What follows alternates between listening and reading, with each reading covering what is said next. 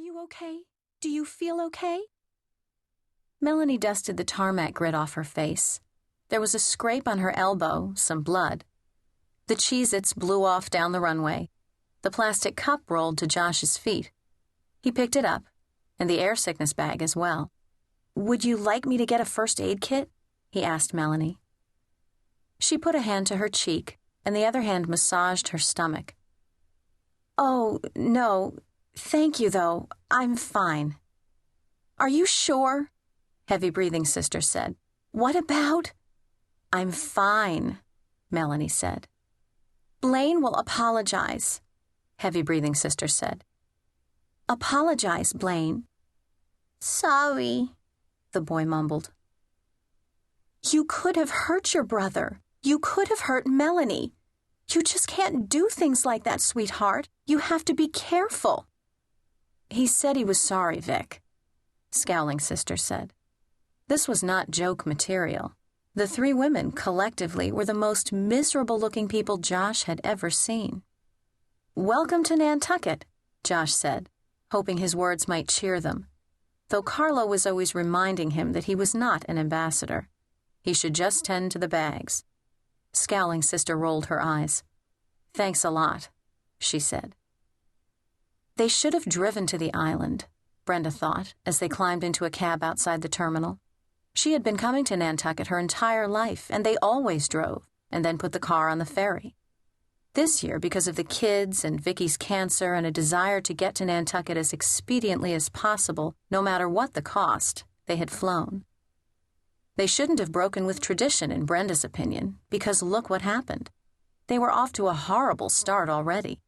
Melanie had vomited the whole flight. Then she fell, giving Vicki something else to worry about. The whole point of the summer was to help Vicki relax, to soothe her, to ease the sickness from her body. Vicki had invited Melanie to Nantucket for the summer because Melanie had problems. She was dealing with a complicated situation back in Connecticut. But it was also the case that Brenda's company alone had never been enough for Vicki.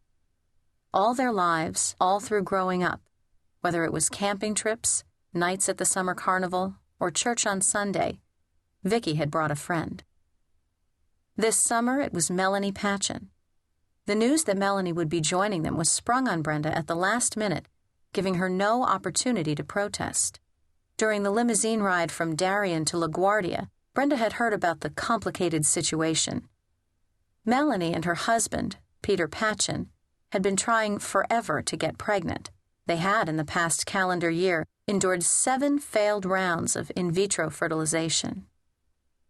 Then, a few weeks ago, Peter admitted he was having an affair with a young woman from his office named Frances Digit.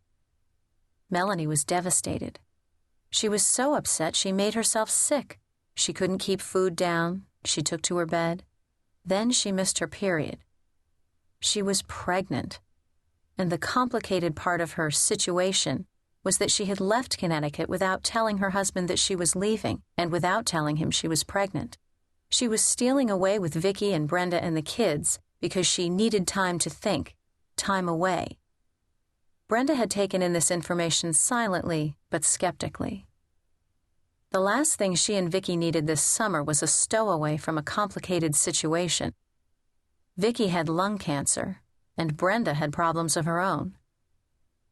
Earlier that spring, she had been fired from her teaching job at Champion University for sleeping with her only male student, and, as if that weren't catastrophic enough, there were unrelated criminal charges pending concerning a valuable piece of university-owned art.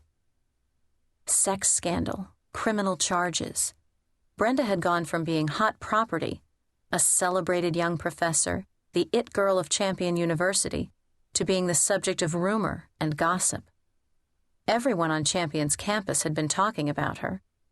Dr. Brenda Linden, who earned top teaching marks in the English department her very first semester, had conducted an illicit affair with one of her students. And then, for a reason nobody could discern, she had vandalized an original Jackson Pollock, a bequest from a gung-ho alumnus that hung on the wall of the English department's Barrington room. In addition to the mortifying shame of her relationship with John Walsh, Brenda had been forced to hire a lawyer she